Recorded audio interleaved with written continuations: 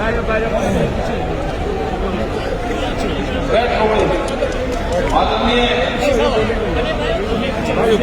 समाज मंच, सभी किसानों नौजवान साथियों, मेरी माताएं बहनें और पुलिस प्रशासन के लोग, पत्रकार बंधु,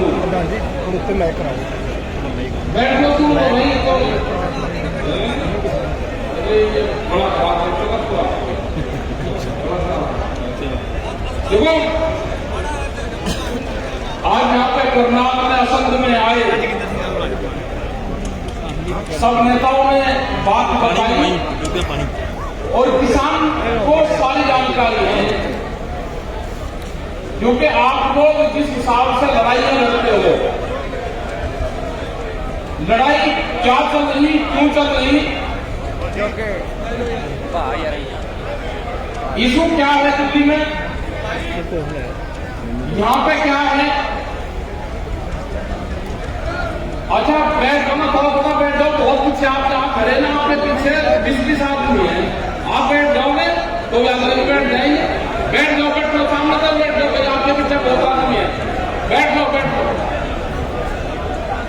अरे आ जाओ जाके, ये क्या कर पजेब ले जाएगा, कार्ड का आगे तो चले हैं, बैठ जाओ, बैठो सब बैठ जाओ भाई, जगह कम रहेगी, टूट फूट का मामला था। ये याद हो, जितना लगाते हैं पब्लिक से ज्यादा है। बैठ जाओ, सुनो बात। देखो मोर्चे जिस हिसाब के दिल्ली में लग रहे, सरकार आपकी हला के देखती है और वे कुछ न कुछ बात बताते रहेंगे आपके बीच में, जिससे किसान हताश हो जाए और किसान अपने घरों को चला जाए।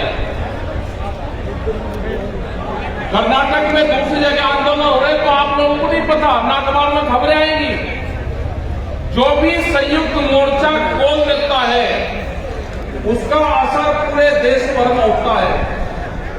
वे हमारी भाषा नहीं जानते वहां के लोग, लेकिन भाव सबका एक है, उद्देश्य सबका एक है, और ये है कि एमएसपी की गारंटी मिले, उस पर कानून बने तो हमारे किसान को भी लाभ हो जाएगा। वो कह रहे कि छोड़ना नहीं, जो कलकत्ता के लोग हैं, जो कर्नाटक के लोग हैं, जो तमिलनाडु के लोग हैं, उन्होंने कहा कि हमारी फसलें तो कभी बिकी नहीं, आप आंदोलन नहीं छोड़ना, हम दूसरी दिल्ली बेंगलोर को बढ़ाएंगे, दूसरा आंदोलन इसी तरह का जैसे दिल्ली में है, ये प्रोग्राम बढ़ गए, हमारे ऊपर मुकदमे हो गए इस बात को कहने में। हमने जब उनको ज्ञान दिया कि आप दिल्ली नहीं आ सकते तो आप दूसरी दिल्ली कर्नाटक में बेंगलोर को बना लो, तो कहा कि भड़का के ले। हमने कहा कि हमने भड़काने की बात नहीं करी, हमने किसान को कहा वहां के जो आपके ट्रैक्टर हैं, इन ट्रैक्टर में पंजाब हरियाणा जैसे दिल्ली के चारों तरफ ट्रैक्टर है, उसमें बम्पर लग रहे हैं, वो बम्पर बैरिकेडिंग तोड़ने के काम आता है। अगर ट्रैक्टर में बम्पर नहीं होगा तो रेडिएटर फूटेगा, ट्रैक्टर बंद होगा। हमने यही बात कही, ये कोई गलत बात थोड़ा कही। प्रधानमंत्री ने कहा कि अपनी फसलों को मंडी के बाहर कहीं पे भी बेच लो। हमने भी कह दिया कि मंडी के बाहर का हमको पता चल गया, जहां पे हमारी फसलें मंडी से ज्यादा रेट पे बिकेगी वो है पुलिस के थाने, एसडीएम का ऑफिस, डीएमडीसी का ऑफिस, और जो भी विभाग हमारे ट्रैक्टर को, हमारी फसलों को रोकेगा उसको वो एमएसपी पे खरीदनी पड़ेगी। विधानसभा, पार्लियामेंट, हमको पता चल गया मंडी कहां है, हमारे किसान को पता चल गया सरकारी ऑफिस ही उसकी मंडी है, और उसका ट्रायल मुजफ्फरनगर उत्तर प्रदेश में 3 जिलों में उसका ट्रायल लिया हमने, बहुत बढ़िया बिकता है। बाराबंकी के किसान का धान नहीं बिक रहा था, लखनऊ के पास में था, हमने कहा कि डीएम के ऑफिस में बिकेगा, डीसी के ऑफिस में। 300 ट्रैक्टर ट्रॉली धान वहां पे गया, वहीं क्रय केंद्र खुला और पूरा का पूरा धान एमएसपी पे बिका।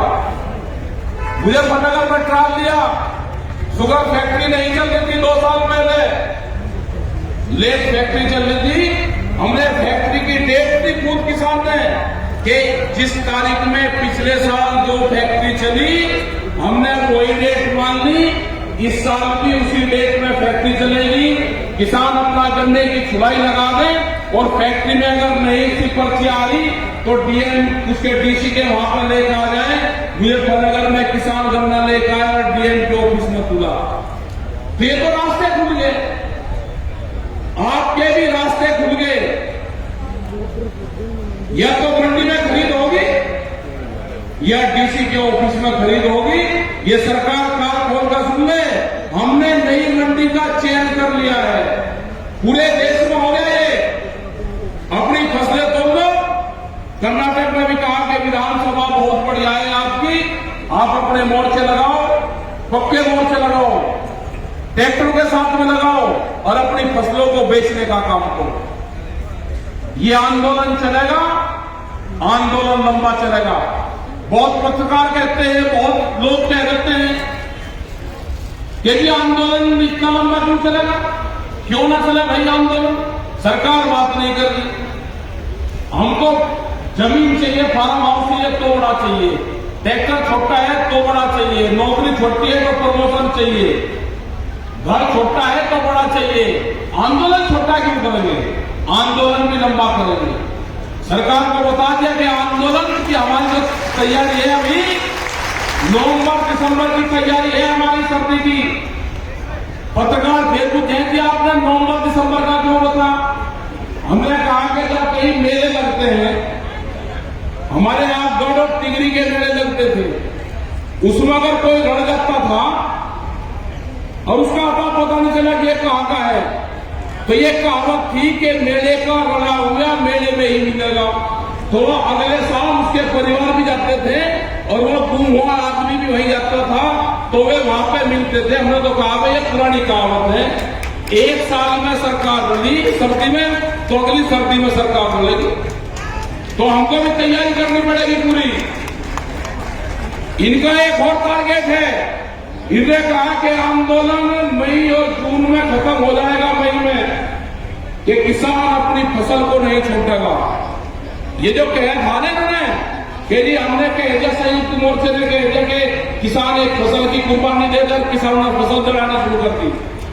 वो भारत सरकार ने कही थी बात कि किसान अपनी फसल को नहीं छोड़ेगा, आंदोलन छोड़कर फसल की कटाई करने जाएगा।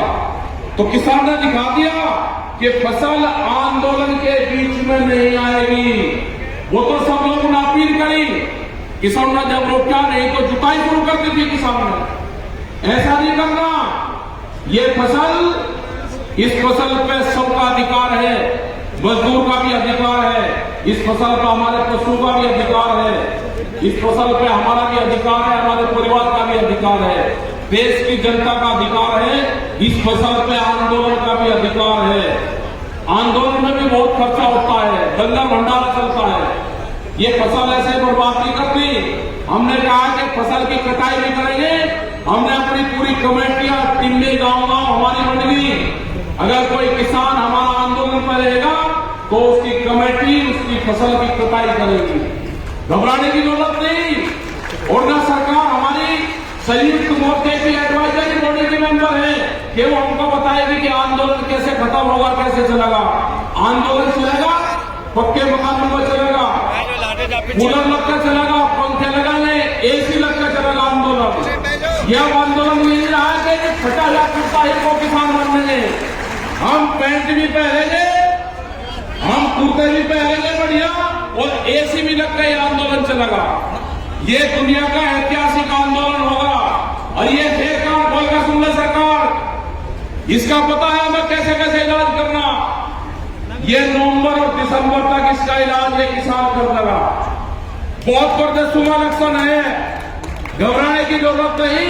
ये किसान निमटा पर चलेगा, पंजाब की तरफ से फांटा भरेगा, पंजाब, हरियाणा, राजस्थान, उत्तर प्रदेश सब निमट कर चले जाएगा, एक तरफा लगती चली जाएगी गाड़ू।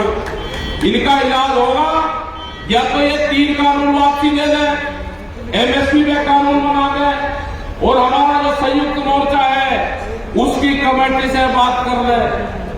आगे के जो फैसले होंगे, हमने बार बार कहा कि फैसले फसलों के फैसले किसान करेगा और सरकार से फैसले हमारे पंच करेंगे।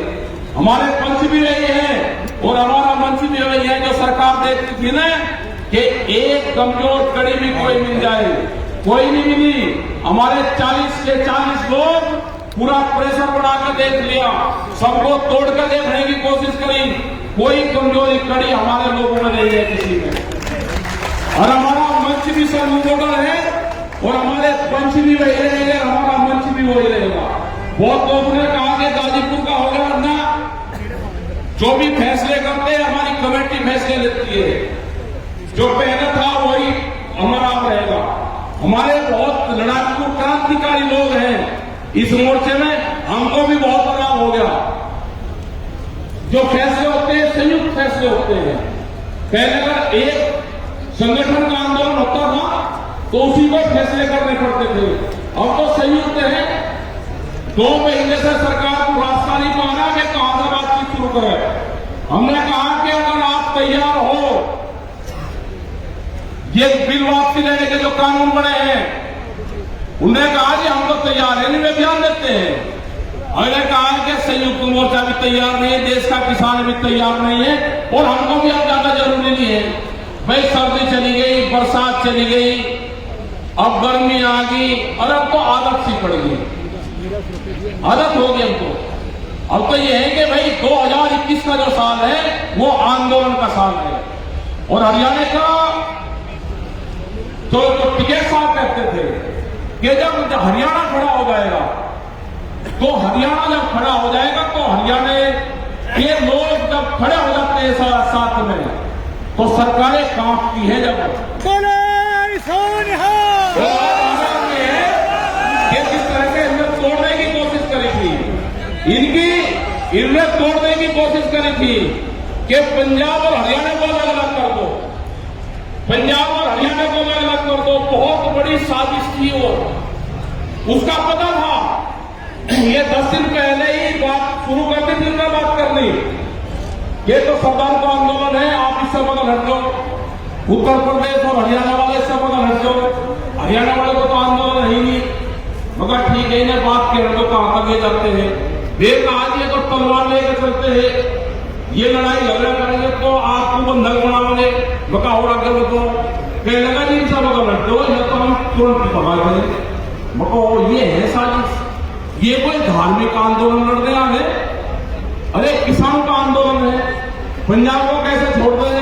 पहली बार पंजाब मजबूती के साथ में और सारी जितनी जत्थेबंदी थी वो सब साथ में आई। इससे बढ़िया मजबूती कहां मिल सकती थी? हरियाणा पूरा साथ में आया, उत्तर प्रदेश साथ में आया, राजस्थान थोड़ा सा लेट चला लेकिन साथ में आया राजस्थान, मध्य प्रदेश साथ में आया और ट्रेनें बंद थी, नहीं तो दिल्ली का इलाज तो इससे पहला हो गया होता। ट्रेन बंद कर रखी, ये भी बड़ी साजिश है, ट्रेन को बेचने का काम चल रहा है। लेकिन जिस हिसाब से जो ट्रैक्टर थे हमारे, जो लोगों ने ले जाने बंद कर दिए थे, हमारे जो नौजवान थे उनको शर्म लगती थी ट्रैक्टर पर चलते। हमको 5 साल लगे इसमें ट्रैक्टर पे आंदोलन करने में, 5 साल बताते रहे कि ट्रैक्टर से अपने आंदोलन सिक्को करने। ट्रैक्टर का पूरा टैंक का काम करता है। अगर आदमी कब नौजवान को किसी किसान को ट्रैक्टर में बैठा दो और सामने 10 गाड़ी खड़ी कर दो, बसें बड़ी बड़ी, वो सीधा टक्कर देता है, ट्रैक्टर सीधे ठोकता है, सीधा टक्कर लेगा। आपने उत्तराखंड में देखे, यहां पर देखे आपने अपने ट्रैक्टर से बड़े बड़े डंपर 2-3 दिन ट्रैक्टर लगाकर नीचे गिरते देखे हमने। तो भी तो डर देख के जी ट्रैक्टर का नाम मत लो, ये किसान ट्रैक्टर का नाम नहीं, ट्रैक्टर पे ही चलेगा। बड़े बड़े ट्रैक्टर आगे हो, बम्पर लगा आगे, इससे तो बढ़िया कोई हथियार मिला ही नहीं। किसान को आजादी के बाद में एक ही तो हथियार मिला, ट्रैक्टर मिला, वो हथियार ट्रैक्टर में बैठा दो, उसके बाद में तो आ जाओ कि जिसको भी आना है भाई मोर्चे पे। तो यह है कि अपने ट्रैक्टर को मजबूत रखो, रंग पुताई करके बढ़िया रखो, बम्पर लगाकर बढ़िया रखो। आपके अनाज पे कब्जा होने जा रहा है, जिस हिसाब से यहाँ पे गोदाम बने हैं हरियाणा पंजाब में, पूरा अनाज यहाँ पे इकट्ठा होगा, अनाज व्यापारियों की कैद हो जाएगा। भूख के आधार पे देश में रोटी की कीमत नहीं होगी। भूख कितनी लगेगी उसके आधार पे देश में रोटियों की कीमत नहीं होगी। भूखे आदमी से पूछा जाएगा कि आपको कितनी भूख लगी है सुबह, वो कहेगा जी कब है, तो घर चल जाए, कहने लगा अच्छा इसको शाम को रोटी देना, इसको 3 बजे रोटी देना, ये जो 2 रुपए की खरीद रहा है ना 3 बजे तक ये 8 रुपए की हो जाएगी। ये हालात होंगे। आपने देखा आगा सर्वे कर लेना आप लोग, आपके यहाँ पे जब हाईवे पे चलोगे, ये मैकडोनाल्ड्स, KFC, ये कंपनियां हैं जो फूड चेन में खाने के भोजन में ये बचा हुआ भोजन किसी आदमी को नहीं देते। हमने पूछा है उनसे, उन्होंने कहा कि बचा हुआ भोजन हम किसी को नहीं देते, बचा हुआ भोजन उनका डस्टबिन में जाता है, किसी गरीब आदमी को नहीं दे सकते। उन्होंने कहा कि गरीब आदमी को देंगे, अपने नौकर पुरुष को देंगे तो आदत खराब हो जाएगी, वो डस्टबिन में कचरे में डालते हैं पूरा भोजन। तो इसी तरह की कंपनियां आ रही है, आपके भोजन पे अधिकार जमाएगी। गरीब आदमी की रोटी तिजोरी में बंद होगी, अनाज देश का तिजोरी में बंद होगा। भूख के आधार पे देश में कीमतें तय होगी। ये लड़ाई मजदूरों की भी है, ये लड़ाई जो दुकानदार है हमारे, वॉलमार्ट जैसी कंपनियां आ रही, बड़ी बड़ी कंपनियां जिसके पास में 10,000 वाणिज्य जहाज हैं, वो 15 दिन में, 1 महीने में एक देश का पूरा अनाज उठा के दूसरे देश में पकड़ सकते हैं। ये कंपनी आ रही, उनका टारगेट है कि जो साप्ताहिक बाजार लगते हैं उन बाजारों को बंद करा जाएगा। जो साप्ताहिक बाजार में लोग काम करते हैं पूरे देश भर में, वो करते हैं 4.5 करोड़ लोग हैं वे बेरोजगार होंगे। इस तरह की कंपनियां यहाँ पर आ रही है। ये कंपनी आ रही है जिन्होंने करीब 26 संस्थान देश के बेचे जा रहे हैं। इन कंपनियों को रेलवे, एयरपोर्ट सब बिक गया, टेलीफोन, सारे विभाग बिक रहे हैं।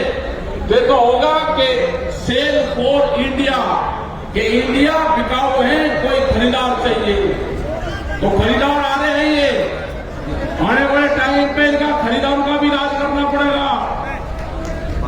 हमने करा था उत्तर प्रदेश में कुछ किसानों की जमीन नीलाम हो रही थी। हमने अधिकारियों को कहा कि जो भी किसानों की जमीन अधिकारी नीलाम करेगा, वो जो कोई खरीद करने आएगा वो बोली को लगाएगा, वहां से जाएगा नहीं, उसको मेरे से बाहर नहीं जाएगा। तो पूरे उसमें बोली भी किसानों की जमीन की नीलाम नहीं कर सकता कोई। तो इसी तरह से हमको संस्थान के लोगों से भी बात करनी पड़ेगी, सबको अपने साथ में जोड़ना पड़ेगा। बैंक वालों को, रेलवे वालों को, उनको सबको वे तैयार बैठे हैं, उनको जोड़ना पड़ेगा। जिस हिसाब से महंगाई बढ़ रही है, ट्रांसपोर्टरों को जोड़ना पड़ेगा, महिलाओं को जोड़ना पड़ेगा। कल जब बंद होगा तो सिलेंडर, ये महिलाएं हैं, सिलेंडर की जरूर दिखावे, प्रेस वालों के सामने सिलेंडर दिखावे, 350 रुपए का सिलेंडर, 800 रुपए का।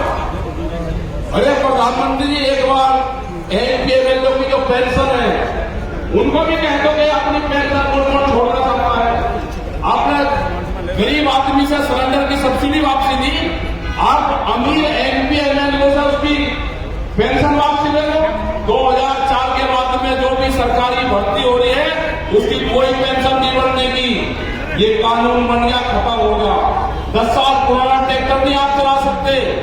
एनसीआर में 10 साल ट्रैक्टर की मियाद होगी, आपके यहाँ 15 साल हो गए अगर ये एनसीआर में नहीं है, 15 साल, उसके बाद में ट्रैक्टर नहीं चल सकता। पंपिंग सेट, जो भी डीजल से चलने वाली चीज है वो होगी। बहुत कानून बना रहे, बिजली अमेंडमेंट बिल वो आ गया। किसी के पास में 2 पशु होंगे गांव में भी तो उसको कॉमर्शियल कनेक्शन लेना पड़ेगा, कैसे आपको जिंदा रह जाएगा। तो ये आंदोलन चलाना पड़ेगा। अभी हो सकता है कि कोरोना आपको बता दिया जाए कि कोरोना लग गया, हमारे ऊपर तो जरूरी न लगा दिया।